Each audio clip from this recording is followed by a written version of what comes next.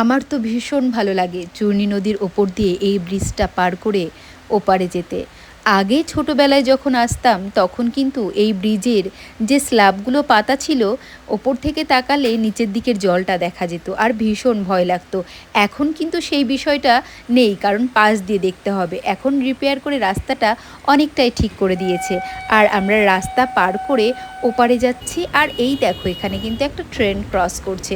ট্রেনটাকে দেখে নিলাম, তারপরে আমি আর স্বাগতা ছিলাম দুজনে মিলে এগিয়ে যাচ্ছি। এগিয়ে গিয়ে কোথায় গেলাম, এই দেখো একটা বিয়ে বাড়িতে এসেছি। এটা ছিল চক কৃষ্ণপুরে। এখানে গিয়ে আমরা চলে এসেছি পিঙ্কিকে সাজাতে। আর পিঙ্কিকে সাজানোর কাজ কিন্তু আমি শুরু করে দিয়েছি। আমি বেস মেকআপও কমপ্লিট করে নিয়েছি। ফাইনালি ওর লুকটাও কমপ্লিট হয়ে গেছে। কেমন লাগছে পিঙ্কিকে এই রিসেপশন লুকে অবশ্যই কিন্তু তোমরা কমেন্ট করে জানাবে। পিঙ্কির লুকটা কমপ্লিট করে হাতে ছিল আর একটা পার্টি মেকআপ। আর এই দেখো পার্টি মেকআপটাও কিন্তু আমি কমপ্লিট করে ফেলেছি। এরপরে আমি সিঁদুর পরে নিয়েছি, তারপরে চলে এসেছি আমি রিভিউ নিতে। হ্যালো, কেমন লাগলো সাজানো? ভালো, খুব ভালো। থ্যাংক ইউ, খুব ভালো লেগেছে। পছন্দ হয়েছে? কাজ শেষে সবাইকে টাটা করে আমরা বাড়ি ফিরে এলাম। তোমাদেরকেও টাটা জানিয়ে গেলাম। ভালো থেকো সবাই।